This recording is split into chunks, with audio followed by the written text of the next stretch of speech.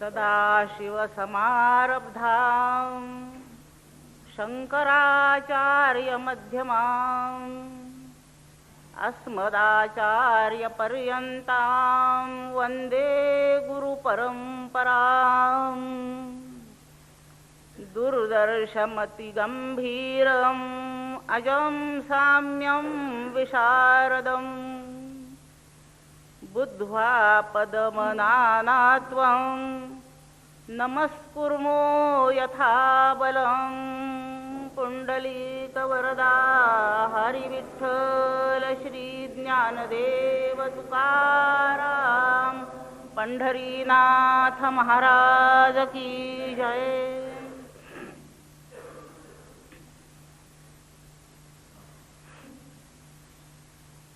तत्त्वं असी ह्या वाक्याचा विचार करण्यासाठी याच्यामध्ये जे दृष्टांत दिलेले आहेत पुस्तकात, त्यातले 3 दृष्टांत, 2 दृष्टांत पाहायचे राहिले आहेत. 14वा, 15वा आणि 16वा हे 3 खंड आपण थोडा वेळ जरा पाहून घेऊ आणि त्यानंतर काल आपण विषय ज्या ठिकाणी सोडला होता तिथून तो धरून पुढे चालू. सकाळच्या प्रवचनामध्ये एक नवीन प्रकारची प्रक्रिया आपल्याला पाहायला मिळाली आहे. आपण कालच्या प्रक्रियेला आज पूर्ण करणार आहोत, पण एक नवीन प्रक्रिया आहे. एकाच रोगावरचे 2-4 औषधं असतात जवळ असलेले बरे, आणि म्हणून आपल्याला एक नवीन औषध आज मिळालं आहे. कधी कधी आपण घेत असतो औषध, त्यापेक्षा नवीन औषध अधिक गुणकारी असतं, पण आपल्याला वाटतं हे नवं घ्यावं की नाही. पण एकदा हिम्मत करून ते घेऊन पाहावं, अनुभव असा येईल की आपण घेत असलेलं चालू औषध जे त्यापेक्षा ते नवं अधिक चांगलं आहे. अनुभव घ्यायला अडचण काही नाही, घेऊन पाहावा अनुभव. 14 खंड अत्यंत महत्त्वाचा आहे, कारण याच्यामध्ये आपल्या संपूर्ण साधने करता एक उपाय मिळतोय.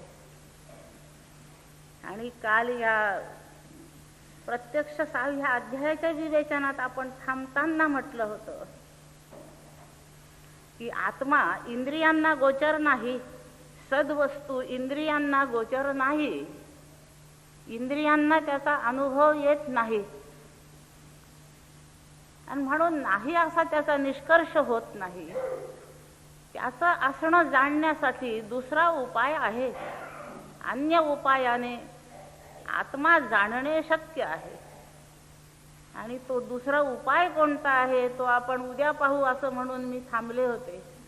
आज आपल्याला तो दुसरा उपाय शोधायचा आहे की ज्या उपायाच्या साहाय्याने आपल्याला आत्मा प्रत्यक्ष होईल. त्या उपायाच्या वर्णनासाठी दृष्टांताने प्रारंभ होतो आहे, आणि तो 14व्या खंडातला दृष्टांत पाहू. यथा सौम्य पुरुषम गंधारेभ्यो भिनद्धाक्षमानीय तंततो तिजने विसृज्यत स यथा तत्र प्रांगवोदं वाधरांग वा प्रत्यंग वा प्रध्मायिता भिनद्वाक्ष आणि तो भिनद्वाक्षो विसृष्टः. कोणीतरी एक पुरुष आहे, तो धनाढ्य आहे आणि तो गंधार देशात राहणारा आहे. चोर लुटारूंना त्याच्या संपत्तीचा अंदाज लागला आणि त्यांनी त्याचं अपहरण केलं. अपहरण करताना त्याचे डोळे कापडाच्या पट्टीने बांधून टाकले आणि त्याला घेऊन ते तस्कर म्हणजे चोर दूर घेऊन गेले. निर्जन प्रदेशात अरण्याचा एखादा भाग पाहून त्याला त्या ठिकाणी नेलं. त्यामुळे त्याला कोणत्या रस्त्याने गेलो हे कळलं नाही. त्याला संपूर्ण लुटलं, त्याचं घरही त्याच्या पश्चात लुटलं, त्याच्या जवळ काही असेल ते त्याचं अरण्यात लुटलं, आणि त्याला त्याचे डोळे बांधलेले असलेल्या दशेत त्या निर्जन प्रदेशात सोडून दिलं. अरण्यामध्ये त्याला सोडून दिलं. तस्कर त्याला लुटून निघून गेले आहेत. त्याला मला कुठे आणलं याचा पत्ता नाही. कोणी आणलं हे त्याला तो जाणत नाही. आता डोळे असे पक्के बांधले आहेत. कदाचित त्याचे हातही पण बांधून टाकले असावेत असं या दृष्टांतात दिसतंय. म्हणून त्याला त्याच्या डोळ्यावरची पट्टी सोडता आलेली नाही. कासावीस होऊन तसाच पडला आणि ओरडत सुटला. तो ओरडताना पूर्व दिशेकडे तोंड करून ओरडला, पश्चिमेकडे तोंड करून, सर्व दिशांकडून तोंड करून ओरडला, वर तोंड करून ओरडला, खाली पाहून ओरडला, सर्व दिशांनी फिरून फिरून आणि आक्रोश केला. निर्जन प्रदेश असल्याने त्याचा आक्रोश ऐकायला तिथे कोण आहे? जिथे आक्रोश ऐकायला कोणी नाही पण आक्रोश सुरू असतो त्याच आक्रोशाला, ओरडण्याला अरण्य रुदन म्हणतात. त्याचं चालू आहे. पण त्याचं पूर्व खूप चांगलं होतं, सुकृत उत्तम होतं त्याच्याजवळ. म्हणून काही कालामध्ये त्या ठिकाणाहून एक कोणीतरी सत्पुरुष चालला आणि त्याला कोणाच्या ओरडण्याचा आवाज आला. म्हणून ध्वनीचा वेध घेऊन तो जाणारा सत्पुरुष तिथपर्यंत पोहोचला. आणि तो तिथे पोहोचल्यावर त्यांनी प्रथम काही केलं असेल तर त्याच्या डोळ्यावरची पट्टी बाजूला केली आणि तो आपली ती तस्कराने ज्याला लुटलं आहे असा आता निष्कांचन झालेला तो धनाढ्य त्या दयावंताला सांगतो स्वतःची कहाणी. मी असा लुटला गेलो आहे. कोणी मला लुटलंय? लुटणारे आले होते एवढंच कळतंय. ओळखलं नाही मी कोणाला आणि माझी भयंकर दुर्दशा झाली आहे. सत्पुरुष विचारतोय, बाबा तू कोणत्या देशाचा, कुठून आला? गांधार देशाचा मी आहे. तो माझा स्वदेश आहे आणि त्या स्वदेशी मी गेल्याखेरीज मला सुख लाभणार नाही. मी ह्या विदेशात येऊन पडलो आहे आणि माझं सर्वस्व हरण झालेलं आहे. अशी माझी केविलवाणी दशा आहे. कृपा करा आणि मी स्वदेशी पोहोचेन याची व्यवस्था सांगा. मी काय केलं असता स्वदेशी जाईल? प्रत्येकाने त्या तस्कराच्या जागी आता स्वतःला असं कल्पून बघा. प्रत्येकाने स्वतःला, तस्कर नव्हे, त्या लुटल्या गेलेल्याच्या धनाढ्याच्या, निष्कांचन धनाढ्याच्या भूमिकेत आता आपण स्वतःला घेऊन चला. म्हणजे ही कथाही समजते आणि ग्रंथकाराला काय सांगायचंय हे आपल्याला नीट आकलन होणार आहे.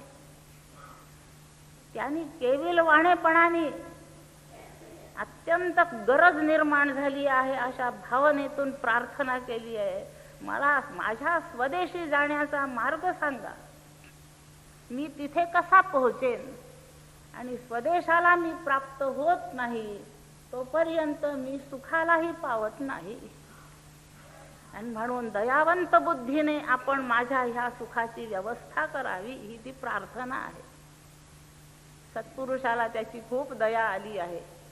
त्यांनी प्रार्थना केल्यावर यांची दया पूर्णपणे जागृत झाली आहे. आणि या दयावंतांनी ते ओळखीत होते गांधार देश कुठे आहे. गांधार देशाला जाण्याचा मार्ग त्यांना माहीत होता. म्हणजे त्याच्या स्वदेशाचा मार्ग यांना माहीत होता. आणि म्हणून त्यांनी त्या अरण्यामधून त्याने कुठून कुठपर्यंत कसं जावं, तिथून कुणीकडे वळावं, त्यानंतर कुठे वळावं, पुढे किती अंतर चालावं लागेल ही सगळी माहिती सांगितली. मध्यंतरी कोणती गावे लागतील ते सांगितलं. याला आणताना डोळे बांधून आणलेला होता म्हणून याला मार्गाची जाणीव नव्हती. कोणती गावे लागतील, जायला वेळ कसा लागेल, कोणत्या दिशेला तोंड करून वळावं लागेल, ह्या अरण्यातून प्रथम बाहेर कसं पडावं लागेल इत्यादी सगळी माहिती सांगितली. आणि तो लुटला गेलेला त्यांनी सांगितलेल्या मार्गाप्रमाणे पुढे पुढे चालला.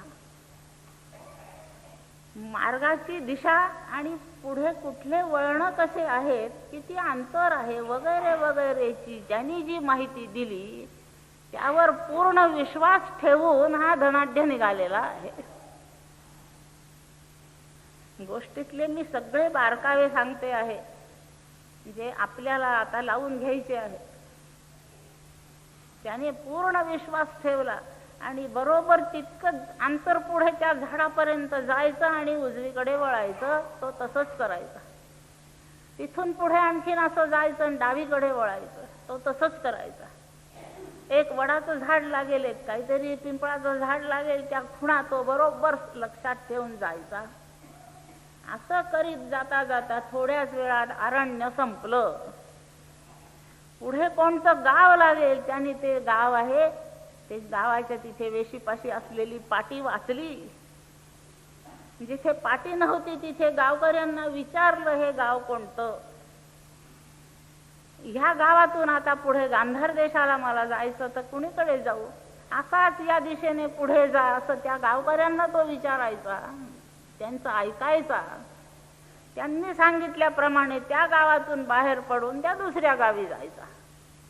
असं त्या गावातल्याही लोकांना विचारित विचारित आणि मुख्य सांगितलेल्या मार्गाचं भान ठेवून हा पुरुष अतिविश्वासाने चालल्यामुळे तो काही कालावधीमध्ये स्वदेशाला पोहोचला. आपलं गाव पाहिलं त्याने, आपलं घर पाहिलं त्याने आणि तिथे असणारं आपलं सुख त्याला संपूर्ण लाभलं आणि अत्यंत आनंदी झाला. अशी ती कथा आहे. प्रत्येकच साधक आपण जो स्वतःला साधक म्हणवतो आहोत, तो साधक होण्यापूर्वी खरं म्हणजे खूप धनाढ्य होता. हो, खूपच धनाढ्य. किती धनाढ्य होता. जे सच्चिदानंद ब्रह्मवस्तूचं ऐश्वर्य ना, त्या ऐश्वर्याचा होता प्रत्येकच जण. माहित नाही काय भानगड घडली, काहीतरी अपघात झाला आणि याच्यापाशी चोर आले. चोरांनी याला तिथे लुटलं.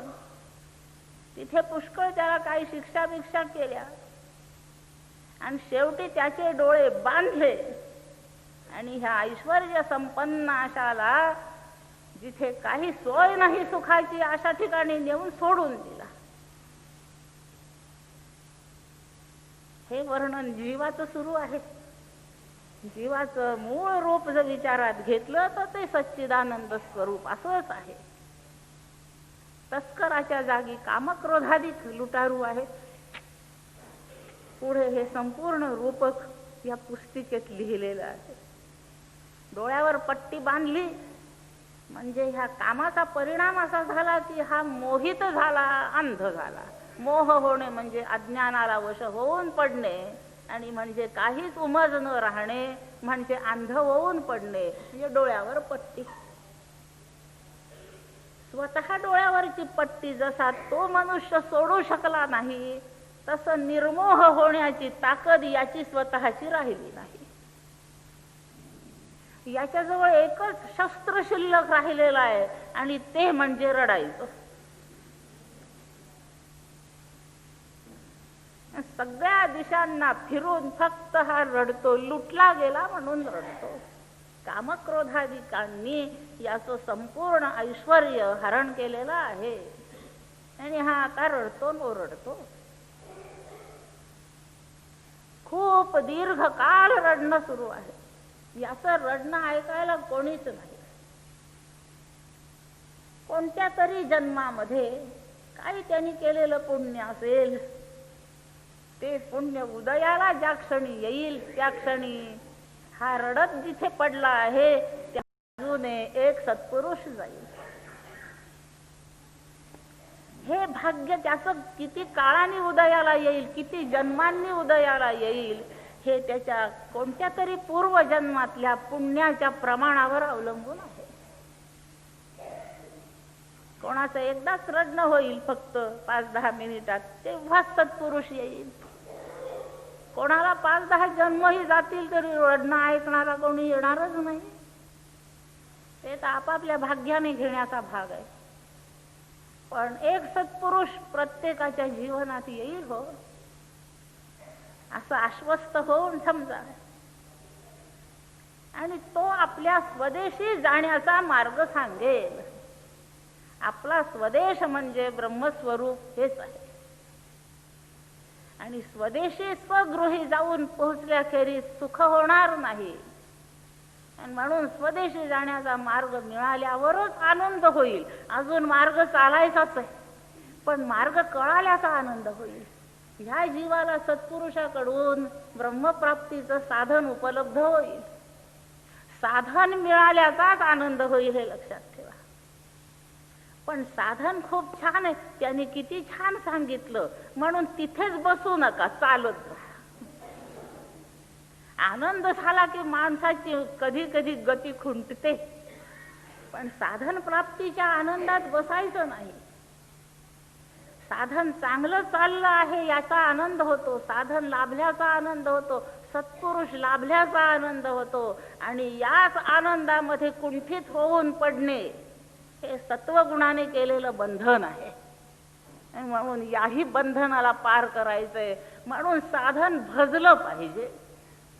आणि भजत भजत आपली प्रगती बरोबर चालली आहे हे सतत गावी गावी जाताना विचारलं पाहिजे. एका सत्पुरुषाने मार्ग सांगितला आहे, कदाचित तो सत्पुरुष पुन्हा स्वदेशी जाईपर्यंत भेटणार नाही. पण त्या सत्पुरुषाचे काही प्रतिनिधी सर्व देशात उपलब्ध असतील. फक्त मूळ पुरुषाने दिलेल्या मार्गावर श्रद्धा ठेवणे आणि त्या साधनाचं अनुष्ठान करीत चालणे, आणि असं त्यांनी सांगितलेल्यावर विश्वास ठेवून विचारित विचारित जातोय, त्याच श्रद्धेने जातोय. ज्याला श्रद्धा ठेवता येत नाही त्याची गती काय होईल? मग यांनी सांगितलं तर ह्या गावातून पूर्वेकडे निघालं की मग तू त्या गावात जाशील आणि मासा जाशील. हॉटेलात भजे खात बसला तिथेच, नाही जमायचं. हे गाव चांगलं दिसतं, इकडच्या बाजूला ही हिरवळ मोठी चांगली आहे, आता इथून पूर्वेकडे पुढच्या गावाला जायचंय, थोडं इकडे जाऊन पाहू ना. असे फाटे फुटतील. आणि हिरव्या रानामध्ये एखादं पशु ढोर जसं भरकटतं ते खाण्याच्याच मागे लागतं, असं हिरव्या साऱ्याच्या वनामध्ये भरकटू नये आणि सांगितलेले गाव बरोबर ओलांडीत जावं. ते टप्पे साधनाक्रमातले तसे बरोबर गाठण्याकडे जर जिद्दीने लागला नाही माणूस तर वाया जाईल ना. मग पुन्हा भरकटल्यावर पुन्हा रडावं लागेल. मग पुन्हा कधीच्या भाग्याने कोणता सत्पुरुष भेटेल? हे असंच का चालू राहायचं? म्हणून श्रद्धावंत पाहिजे की तो वेगाने साधन पूर्ण करी. साधन वेगाने पूर्ण करण्याचा कस टिकावा यासाठी श्रद्धा हे साधन आहे. श्रद्धावान लभते. याप्रमाणे कामक्रोधांच्या फेऱ्यात सापडलेल्यांसाठी त्यांच्या महत्पुण्याचा परिणाम म्हणून सत्पुरुषाचा लाभ होईल. त्यावेळेला मार्ग मिळेल आणि श्रद्धापूर्वक मार्गाचं अनुष्ठान करावं. म्हणजे आपल्या स्वदेशी स्वगृही म्हणजे आपल्या स्वरूपी हा जो भरकटलेला जीव आहे हा जाऊन पोहोचतो आणि सुखरूप होऊन जातो. असा संपूर्ण कथेचा सार आहे. मग तो जो भरकटून गेलेला अरण्यामध्ये रडत पडलेला जो लुटला गेलेला तो आपल्या स्वगृही पोहोचण्याचं साधन कोणतं? म्हणजे सत्स्वरूपी जाण्याचं साधन कोणतं? त्याला सत्पुरुष भेटला आणि त्याने मार्ग सांगितला. तो सत्पुरुष आणि त्याने सांगितलेला मार्ग हे स्वगृही जाण्याचं साधन होतं. ज्याने मार्ग सांगितला त्याला गुरु म्हणतात, सद्गुरु म्हणतात, त्याला आचार्य म्हणतात. आणि म्हणून या खंडामध्ये अत्यंत महत्वाचं वाक्य आलेलं आहे, आचार्यवान पुरुषो वेद. ज्याला सद्गुरूचा लाभ झालेला आहे तो आचार्यवान, तो पुरुष म्हणजे तो जीव, तो साधक, वेद म्हणजे जाणतो. सद्गुरूचा लाभ ज्याला झाला आहे आणि तिथे जो श्रद्धावंत चित्ताने चिकटला आणि या साधनाचं अनुष्ठान करायला लागला, त्याच पुरुषाला ही सद्वस्तू जाणता येते. आचार्य बोधाने जी सद्वस्तू जाणता येते ती सद्वस्तू हे श्वेतकेतो अत्यंत सूक्ष्म आहे, म्हणून आचार्याची गरज पडते आहे. ती सद्वस्तू सत्य आहे रे बाबा, आत्मा आहे तो. आणि श्वेतकेतो ते तू आहेस, त्वम तत् असी. असं उद्दालक ऋषींनी आपल्या त्या सत्शिष्याला बोध केला. याला आता खूप काही कळून चुकलं आहे श्वेतकेतूला, पण अजूनही एक बारीकशी शंका राहिली आहे. आता तिला शंका नाही म्हणत, शंकांचा समारोप सुरू झालाय. शंकांचा समारोप आहे. आता अशा ठिकाणी श्वेतकेतू येऊन पोहोचलेले आहेत आणि त्या श्वेतकेतूला जी शंका उत्पन्न झाली, आता हा आचार्यवान पुरुष सुद्धा सत्संपन्न होण्याचा काहीतरी एक क्रम असेल ना. काय क्रमाने ही सद्वस्तूचा जो बोध झाला आहे, शब्दांनी झालाय आतापर्यंत, तो सगळा परोक्षच आहे. अजून अशा बोधाचा लाभ ज्याला झाला आहे, शब्दांनी सगळं कळलं. कारण अरण्यात रडत पडलेल्या त्या माणसाला शब्दांनी तर स्वदेश कळलाच की नाही, पण स्वदेश गाठणं राहिलेलंच आहे. याप्रमाणे शब्दांच्या द्वारे ज्ञान होऊन जातं. गुरूंनी बोध केल्याबरोबर आपल्या स्वरूपाचं ज्ञान शब्दांनी होऊन जातं, पण स्वरूपी पोहोचणं राहून गेलेलं असतंय. तेवढा साधकाचा साधन काल आहे आणि साधन कालात कस टिकणे ही संपूर्ण जबाबदारी त्याची आहे. गुरु त्याला आश्वस्त करीत राहतील. साधना काळामध्ये शिष्याला गुरुचं सान्निध्य असणे हे परम भाग्य आहे. गुरुचा लाभ होणे भाग्य आहे आणि साधना काळातही गुरु आपल्या जवळ असणे हा परम भाग्याचा योग आहे. मग बोलत गोष्टी करत मार्ग कंटाळवाणा होत नाही ना हो. आधार असतो, एक सोबत आहे. प्रवासात एक सोबती असला की किती आनंद असतो. आपल्याला पाणी प्यायचंय, खाली उतरायचंय, कोणाशी बोलायचंय, जरा पाय मोकळे करायला जायचंय प्लॅटफॉर्मवर, अर्धा जीव सामानात राहतो. काही पाय मोकळे होतात, मन गुंतून जात. ही जी दुर्दशा होते याच्यासाठी एक जर सोबतीला कोणी असला, विश्वासाचा माणूस सोबतीला असला, सोबतीचा माणूस वाट मार्या नसावा. सोबतीचा माणूस सत्पुरुष असावा. म्हणजे काय निर्भय प्रवास आहे बरं. बोलता बोलता काळ केव्हा निघून गेला, बोलता बोलता मार्ग केव्हा संपला हे कळलंच नाही. आणि जाणकाराची सोबत असल्यानंतर आपल्याला तर आपण फारसं काही मग सावधगिरी ठेवण्याचं कारणही राहत नाही. थोडा वेळ झोपलं तरी चालतं. कुठे उठलं पाहिजे हे उठवायला आहेच तो. आणि इतका सोयीचा होतो साधन काळ. असं सर्वांनाच मिळेल असं नाही. काहींना गुरु फक्त बोधापुरतेच सापडतात, पुढचं त्यांनीच करायचंय. चिंतन स्वरूप गुरु समोर ठेवावेत आणि करीत राहावं. त्या श्वेतकेतूच्या परम भाग्याने तो स्वरूपी पोहोचेपर्यंत त्याचे गुरु सोबत आहेत. असं श्वेतकेतूचं भाग्य सगळ्यांना लाभावं अशी माझी शुभ कामना आहे. श्वेतकेतूला सापडलेली आहे ही भाग्याची सगळी अवस्था. आता त्याच्या शंका जवळजवळ संपत आल्या आहे. सद्वस्तू विषयी त्याने जितकं ऐकलं ती सद्वस्तू आज त्याच्याजवळ बरीचशी स्पष्ट आहे. अजूनही दशा परोक्ष आहे म्हणून बारीकशी शंका उमटलीच आहे. आणि ती बारीकशी शंका त्याला जी उमटली आहे ती अशा प्रकारची आहे की ज्याला बोध झाला आहे तो सत्संपन्न होतो, आणि ज्यांना बोध झालेला नाही तेही तर सत्संपन्न होतातच. दोघांच्या सत्संपन्न होण्यात काही फरक आहे का? सत्संपन्न होण्याच्या प्रक्रियेत फरक आहे काय? आणि सत्संपन्न झाल्यावरही फरक आहे काय? एवढं एकदा थोडस जाणून घ्यावं असं वाटतंय, आणि म्हणून श्वेतकेतूने आपल्या पिताश्रीला विचारलंय. आणि ते सत्संपन्न होण्याची जी प्रक्रिया आहे, क्रम आहे, त्याचे जे टप्पे आहेत ते आता 15व्या खंडामध्ये त्याला सांगतायत.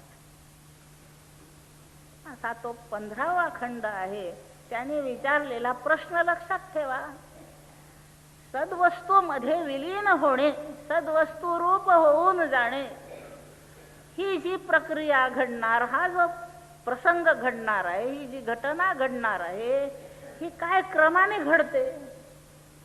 एक भाग आहे प्रश्नाचा. जे विद्वान आहेत, ज्यांना ज्ञान झालं आहे गुरुमुखाने, असेही सत्संपन्न होणार. ज्यांना असा गुरु लाभ नाही तेही सत्संपन्न होणार, विद्वान अविद्वान दोघंही. मग यांचा क्रम वेगवेगळा आहे काय? हा प्रश्नाचा दुसरा भाग आहे.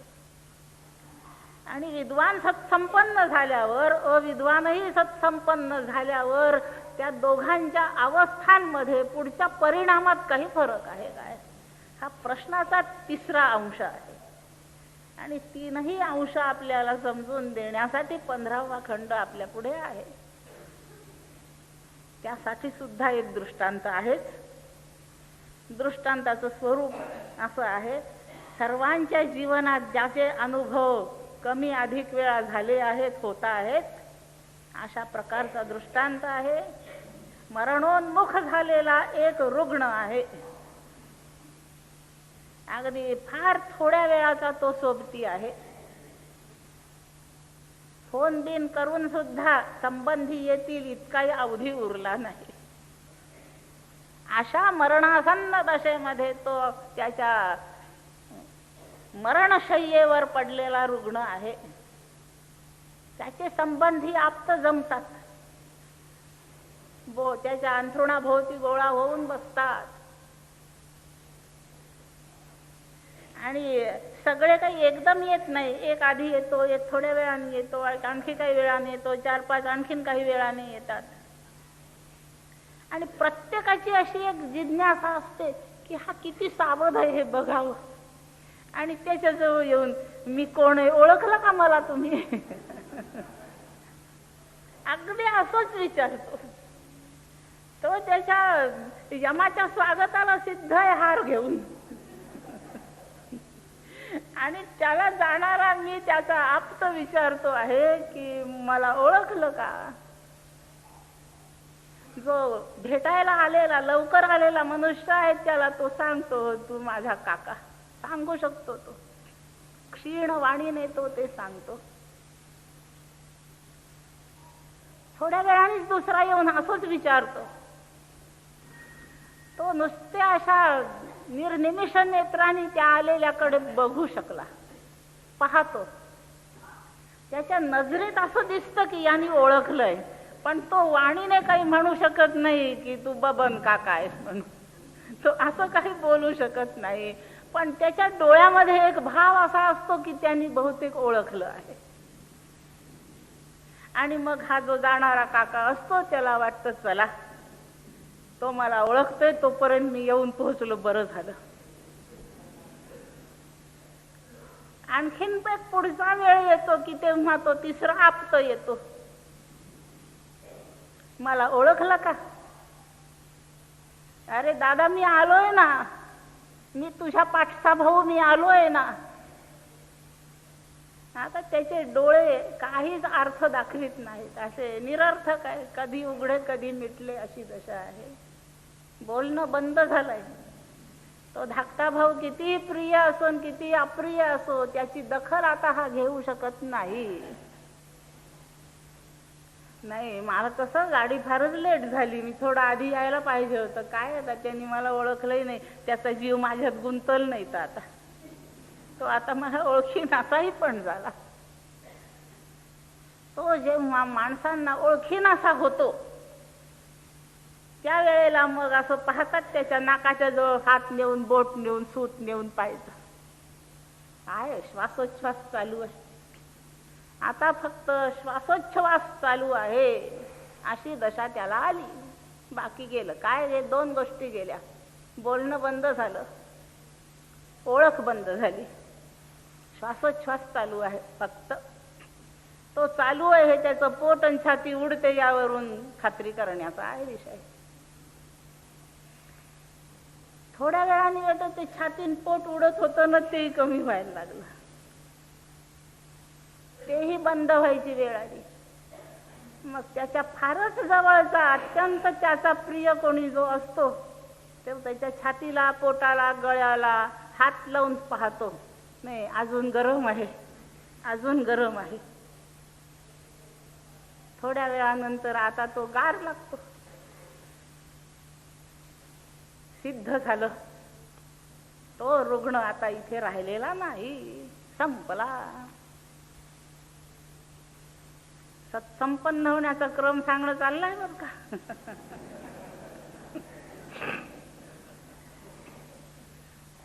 आपण झोपी जातो त्याचाही क्रम हाच आहे, फक्त गार पडत नाही एवढंच. आणि म्हणूनच तो क्षणिक प्रलय आहे. क्रम हाच आहे, पण झोपी जाण्याचा क्रम हाच आहे, मूर्छित होण्याचा क्रम हाच आहे, मरण क्रमही हाच आहे. मरण्याच्या वेळी सत्संपन्न याच क्रमाने होतो. ज्या वेळेला त्याचं बोलणं बंद होतं त्यावेळेला वाणी बंद झालेली आहे. पहिल्या प्रथम सत्संपन्न होणाऱ्याचा पहिला टप्पा वाणी निवृत्त होते, वाणी जाते. पहिल्यांदा वाणी जाते. ती जाते म्हणजे कुठे जाते? वाणी तिच्या कारणात जाऊन विलीन होते आणि ते कारण मन आहे. म्हणून वाणीचा लय मनामध्ये होतो. वाणी निघून गेली, निवृत्त झाली, विलीन होऊन गेली, म्हणून बोलणं आता इथून पुढे अशक्य झालं. मन आहे अजून. जोपर्यंत मन आहे तोपर्यंत ओळख आहे. आणि याप्रमाणे अजून काही वेळ ओळख चालू आहे. थोड्या वेळाने ओळख बंद होते. अर्थ झाला की याचं मन आता निवृत्त झालं वा त्याच्या कारणात जाऊन विलीन झालं आणि ते मन प्राणामध्ये लीन होतं. आणि म्हणून ओळख बंद झाली आहे याचा अर्थ मन निघून गेलं आहे, पण श्वासोच्छ्वास चालू आहे म्हणजे प्राण आहेत. श्वासोच्छ्वास हा प्राणाचा परिणाम आहे, म्हणून अजून प्राण आहेत. ते काही लीन झाले नाही, निवृत्त झाले नाही, ते प्राण अजून आहेत. थोड्या वेळाने श्वासोच्छ्वास बंद होतो याचा अर्थ प्राणाने निवृत्ती घेतली. प्राणाने निवृत्ती घेतली आणि प्राण कुठे जाणार आहे? प्राण त्याच्या कारणात म्हणजे तेजामध्ये जाणार आहे. आता एक मुद्दा लक्षात आणून घेतला पाहिजे आपण. कोणता लक्षात आणून घ्यायचा आहे? तो म्हणजे हे जे मन आहे हे प्राणात लीन होतं असा इथे टप्पा दिलाय. जी भूते बहुश्याम या संकल्पात निर्माण झाली त्यात पहिलं तेज झालं. तेजाच्या संकल्पात वायू झाला आणि वायू आप जल झालं आणि त्याच्या संकल्पामध्ये पृथ्वी अन्न झालं. त्याच्यामध्ये वायू नाही. आणि हा वायू आणि हे आकाश आपल्याला तिथे मानावे लागतायत. आणि म्हणून तेजाच्या नंतर आपल्याला जो प्राण दिसतो आहे तिथे वायूची भावना करणं भाग आहे आपल्याला. आणि म्हणून 5 भूते आणि पंचीकरण हे अधिक सार्वभौम आहे. 3 भूते आणि त्रिवृत्करणापेक्षा 5 भूते आणि पंचीकरण हे अधिक महत्वाचं आहे. मन अन्नमय आहे असं आपण याच अध्यायात शिकलो आहोत. मन अन्नमय आहे म्हणजे पृथ्वी रूप आहे मन. आणि पृथ्वी निर्माण झाली आपापासून. आपाच्या पूर्वी आपल्याला वायू मानावा लागतो. आणि म्हणून या मनाचा लय आपात न होता एकदम प्राणातच झालेला आहे. मधलं आपभूत एकदम उल्लंघिलं जातं. म्हणून प्राणामध्ये मन विलीन होतं. वाणी मनात गेली, मन प्राणात गेलं. श्वासोच्छ्वास आता संपतोय. प्राण त्यांच्या कारणात गेले. आता प्राणाचं कारण कोण आहे? वायूचं कारण. प्राण म्हणजे वायूचं कारण आकाश आहे. आकाशभूत इथे मानलं नाही, म्हणून आपण आकाश उल्लंघून जाऊ. तर त्यांनी तेज मानलेलं आहे. तेजाला शब्द हा गुण आपण अनुभवतो, म्हणून तेजातच आकाश आहे असं समजायचं. आणि प्राणाचा लय आकाशात म्हणजे तेजात होतो असं घ्यायचं. आणि याप्रमाणे श्वासोच्छ्वास थांबतो त्यावेळेला प्राण, त्याचं कारण जे तेज, त्यात विलीन होतात. शेवटी शिल्लक राहिलंय तेज.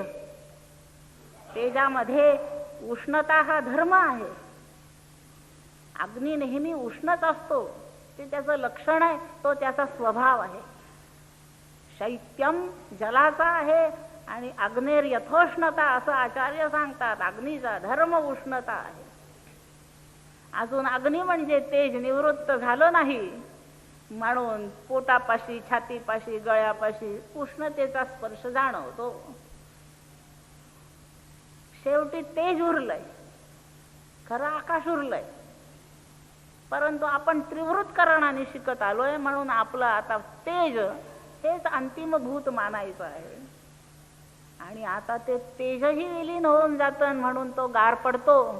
तेजाने कुठे जायचं? हे तेज सद ही जी देवता, तिला परादेवता म्हटलंय, सद वस्तू आहे. त्यालाच संकल्प झालाय बहु होण्याचा. आणि प्रथम तेज प्रसवलं गेलंय, आणि म्हणून तेजाचं कारण सद्वस्तू आहे. याप्रमाणे तेज सद्वस्तूत विलीन होतं.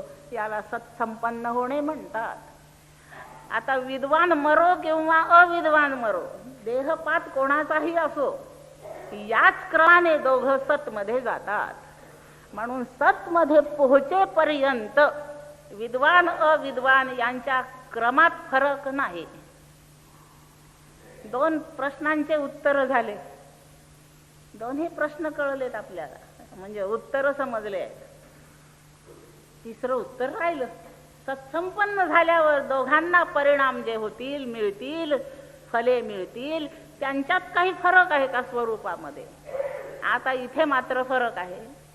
जे अविद्वान सत्संपन्न होतात ते सत्संपन्न होऊन पूर्व स्वभावाने परततात, हे आपण शिकलो आहोत. आणि जो विद्वान आहे तो परादेवतेत वा सद्वस्तूत म्हणजे ब्रह्मवस्तूत विलीन झाल्यानंतर त्याच्यासाठी काही कोणी म्हटलेलं नाही पुनरागमनायच, म्हणून तो तिथेच राहून जातो. तो ब्रह्मरूप होतो. ब्रह्मविद आपनोती परम, ब्रह्मविद ब्रह्मैव भवती. विद्वानाचं फल ब्रह्मैव भवती. जो ब्रह्म होऊन राहिला, आता सत्मध्ये विलीन होऊन रूपच त्याला ते प्राप्त झालं. ब्रह्म येत नाही आणि जात नाही, म्हणून विद्वानाचं येणे जाणे संपलं. अविद्वान ब्रह्मरूप क्षणिकच होतो, आणि तेवढी त्याची विश्रांती होईपर्यंत तो तिथे राहतो. आणि तेवढी विश्रांती झाली की तटकन उठतो. अरे 10 वाजून गेले की निघाला. निघाला म्हणजे कुठे निघाला? तो पुन्हा ह्याच मानव आवर्तामध्ये, म्हणजे ह्या मनूच्या भूमीमध्ये, म्हणजे या जन्ममरण फेरा जो मनूच्या भूमीत आहे, मानवम आवर्तम प्रत्यावर्तते. तो जो कोणी अविद्वान, तो मनूच्या भूमीमध्ये, मानवम आवर्तम, मनूच्या भूमीत जे जन्ममरणाचं चक्र आहे, फेरा. आवर्त म्हणजे भोवरा, फेरा, चक्र, रहाटगाडग्यासारखं फिरत राहायचं, त्याला आवर्त म्हणतात. ह्या मानवम आवर्तम प्रत्यावर्तते, पुन्हा परत येतो. असा तो तिथे जातो आणि येतो. हे किती काळ चालतं? तो विद्वान होईपर्यंत. याप्रमाणे या खंडाचा विषय असा आहे, ज्या सत्शी संपन्न होऊन विद्वान परतत नाही, पण त्याच सत्शी संपन्न होऊन अविद्वान परततो, ते सत हे श्वेतकेतो तू आहेस. याप्रमाणे ह्या खंडाचा विचार झाला.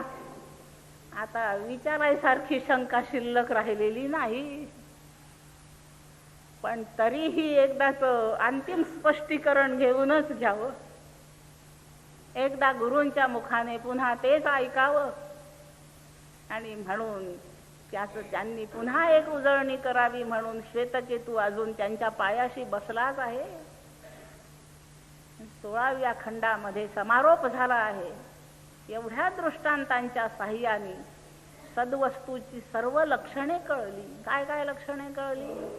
बाकीचे जातात येतात, पण श्रुतीने सद्वस्तू जाते येते असं कुठेच छापलं नाही.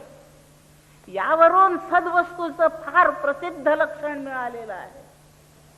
जाणे येणे जो परिच्छिन्न आहे त्याच्यासाठी असतंय, आणि जाणे येणे अपरिच्छिन्नासाठी नसतं आहे.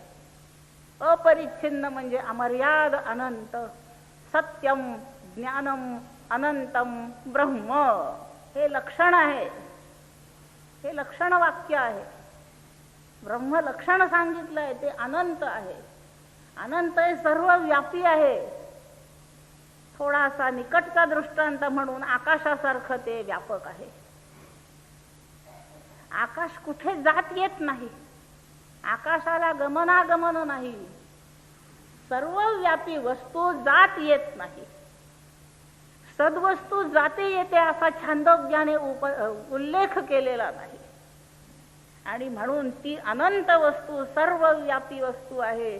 या सर्व दृष्टांत आणि 16ही खंडांमधून निर्णय झालाय, सद्वस्तू अनंत आहे. ती सत्य आहे हा घोष सतत सुरू आहे. सत्यम, आणि ती चिद्रूप आहे, म्हणून सत्यम ज्ञानम अनंतम ब्रह्म, ह्या तैत्तिरीय वाक्याचं हे भाष्य छांदोग्य उपनिषदात 16 खंडांमध्ये आलेलं आहे. ब्रह्मवस्तू म्हणजे सद्वस्तूची काय लक्षणे शिकवली गेली. ते सत्य आहे, ते ज्ञानरूप आहे, आणि ते अनंत सर्वव्यापी आहे. आपल्याला जाणे येणे जर बंद करायचं असेल तर आपल्याला सर्वव्यापी व्हावं लागेल. निर्मल माझे स्वरूपी, जो मनबुद्धी निक्षेपी, निर्मल माझे स्वरूपी तू मनबुद्धी निक्षेपी, येतुलेने सर्वव्यापी मीच होशी. तुझे मनबुद्धी तुला जे विभक्त ठेवण्याला कारण आहेत ते तू माझ्या स्वरूपी ठेव, म्हणजे तू माझ्यासारखा व्यापक होशील, म्हणजे अनंत होशील, म्हणजे तू ब्रह्म होशील. हा ज्ञानेश्वरीने दिलेला आशीर्वाद आहे. सगळे सशर्त आशीर्वाद आहेत संतांचे. शर्त नसलेले आशीर्वाद सत्पुरुष काय आपले सद्गुरू सुद्धा देत नाहीत. शर्तीशिवाय आशीर्वाद नाहीये. तो मनबुद्धी मला देशील तर माझ्यासारखा व्यापी होशील. सर्व व्यापकत्व छांदोग्य उपनिषदाने प्रस्थापित करून दाखवलं. कशावरून? त्याचं गमनागमन सांगितलं नाही यावरून. ते सत्य आहे यावरून. त्यानंतर ते ज्ञानस्वरूप आहे यावरून आपल्याला ही लक्षणे मिळाली. त्या सत्शी संपन्न होणे या प्रकारे संपूर्ण परोक्ष ज्ञानाचा अधिकारी केला 15 खंडात. आणि आता शब्दांनी जाणण्याचं काहीच शिल्लक राहिलं नाही. शब्दांनी जाणण्याची विद्वत्ता त्याची होतीच, फक्त त्या शब्दांनी त्या विद्वत्तेचा उपयोग करून काय जाणायचं एवढा विषय माहित नव्हता. तो विषय श्वेतकेतूला 8 खंडात सापडला. आणि याप्रमाणे आता शब्द पातळीवर जाणण्यासारखं काहीच उरलं नाही. आता फक्त जे शब्दांनी समजलं आहे त्याच्या अनुभूतीने समजणे एवढंच शिल्लक आहे.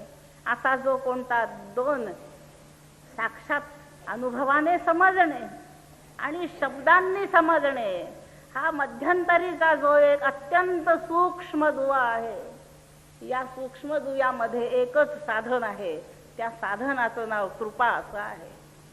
आणि तेवढी कृपा उद्दालक ऋषींनी केली आहे आणि श्वेतकेतूची ब्रह्मसमाधी लागली. याप्रमाणे 16व्या खंडामध्ये शेवटचं जे वचन आहे ते